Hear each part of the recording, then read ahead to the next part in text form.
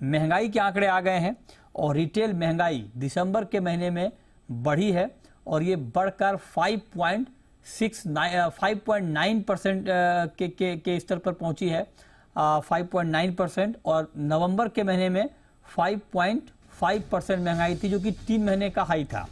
और नवंबर के मुकाबले दिसंबर में महंगाई बढ़ी है और ये हम आपको आंकड़ा बता रहे हैं 5.69%। जी हाँ, माफ कीजिएगा, 5.69% ये महंगाई के आंकड़े हैं। तो दिसंबर में जो खुदरा महंगाई है, जो रिटेल महंगाई है, उसमें बढ़ोतरी हुई है। ये आंकड़ा हम आपको ताज़ा आंकड़ा इस वक्त दिखा रहे हैं, 5.69% ये आंकड़े महंगाई के हम आपको दिखा रहे हैं। अनुमान था 5.9% का, उसके मुकाबले 5.69, तो अनुमान से थोड़ा कम ज़रूर है, लेकिन नवंबर के मुकाबले ज़्यादा है। नवंबर में 5.5% थी महंगाई, जो 3 महीने की ऊंचाई थी महंगाई की। और अक्टूबर के महीने में महंगाई 4.87% था, उसके बाद ये नवंबर में बढ़ा। तो जिस तरह से कुछ दाम बढ़े, दालों के दाम और बाकी कुछ कमोडिटीज़ के, तो उसका इम्पैक्ट हम ओवरऑल रिटेल इन्फ्लेशन के ऊपर देख पा रहे हैं। ग्रामीण महंगाई दर 5.85% से बढ़कर 5.93% पर पहुंची है। ये हम आपको रूरल इन्फ्लेशन का आंकड़ा बता रहे हैं, ग्रामीण महंगाई। इसके अलावा जो खाद्य महंगाई है, जो फूड इन्फ्लेशन है, वो 8.7% से बढ़कर 9.53% पर पहुंची है। ये हम आपको मंथ ऑन मंथ बेसिस के आंकड़े बता रहे हैं। शहरी जो महंगाई दर है वो 5.26% से बढ़कर 5.46% पर पहुंची है। तो शहरी महंगाई दर भी और ग्रामीण महंगाई दर भी दोनों बढ़ी है।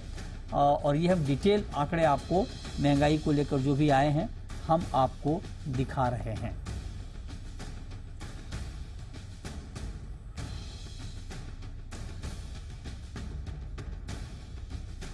देखिए, यूएस में के भी जो आंकड़े आए कल महंगाई के, वो बढ़कर आए। अमेरिका में भी रिटेल महंगाई बढ़ी है। उसके बाद आज जो भारत के आंकड़े आए हैं, यहाँ पर भी महंगाई में बढ़ोतरी हुई है।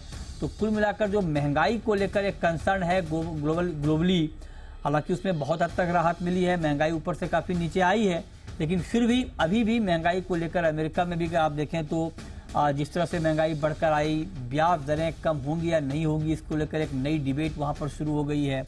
और यहाँ भी आप देखिए महंगाई के आंकड़े बढ़कर आए हैं। हालांकि सरकार लगातार ये कोशिश कर रही है कि जो रिटेल इन्फ्लेशन है, खास करके जो फूड ग्रेन का इन्फ्लेशन है, जो सब्जियों का इन्फ्लेशन है, उसको काबू में रखा जाए। कई सारे कदम भी सरकार ने उठाए हैं, उसका इम्पैक्ट दिखा भी है, लेकिन इन सब के बावजूद आंकड़े कुछ बढ़कर आए हैं। हो सकता है आगे कुछ राहत मिले, लेकिन तत्काल तो यही है कि 5.5% की महंगाई थी नवंबर के महीने में, जो अब बढ़कर 5.69% पर पहुंच गई है। और कोर महंगाई दर 4.1% से घटकर 3.9% पर पहुंची है। सीपीआई की जो कोर महंगाई है, उसमें कुछ गिरावट आई है मंथ ऑन मंथ बेसिस पर, तो वहां पर थोड़ी नरमी जरूर है। और ये 4.1% से घटकर 3.9% पर पहुंची है। और इस पर बात करने के लिए हमारे साथ राधिका पांडे हैं, सीनियर फेलो हैं national institute of public finance and policy की। मैम, बहुत बहुत स्वागत है आपका जी बिजनेस पर। मेरा पहला क्वेश्चन आपसे ये होगा कि जो रिटेल इन्फ्लेशन है दिसंबर के महीने में वो बढ़ा है कंपेयर टू नवंबर, 5.5% था, वो बढ़ के 5.69% हो गया है। क्या ये कंफर्टेबल रेंज में है या आपको लगता है चिंता बढ़ाने वाला है ये आंकड़ा? जी, ये कंफर्टेबल रेंज में तो नहीं है, क्योंकि जो आरबीआई का टारगेट आप जानते हैं कि आरबीआई ने बार बार बोला है कि हमारा जो मेन टारगेट है वो 4% है।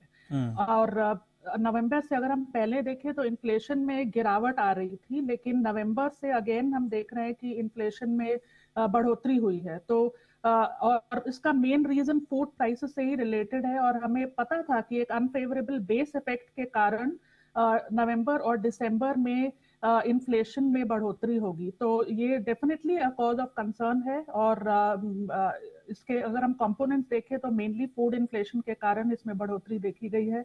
सब्जियों के दाम, अनियंस के कारण, सीरियल्स और पल्सेस के कारण इन्फ्लेशन में बढ़ोतरी हुई है। तो अभी आपको क्या लगता है, क्या आगे इसमें कुछ कमी हम देखेंगे जब जनवरी के आंकड़े आएंगे, या आपको लगता है कि रिटेल इन्फ्लेशन के मोर्चे पर अभी चिंता बनी रहेगी, या आंकड़ा थोड़ा और बढ़ सकता है?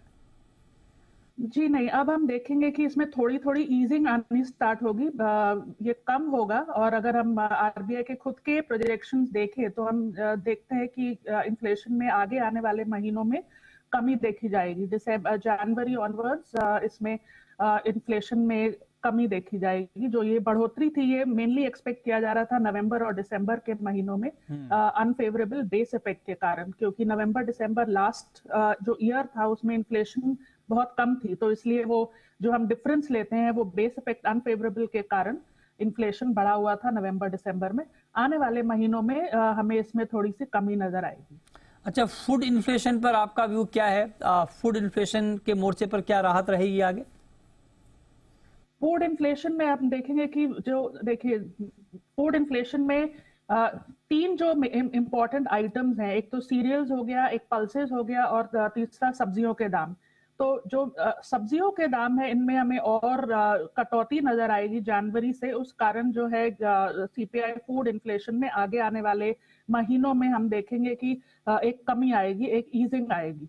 पल्सेस और सीरियल्स के दाम जो है वो एक चिंताजनक है। वो हमें देखना होगा कि वो कैसे बिहेव करेंगे। और बहुत हद तक ये गवर्नमेंट के जो और मेजर्स, गवर्नमेंट ने ऑलरेडी बहुत सारे मेजर्स लिए हैं, जैसे कई सारे एक्सपोर्ट को बैन किया है ताकि डोमेस्टिक सप्लाई इंक्रीज हो।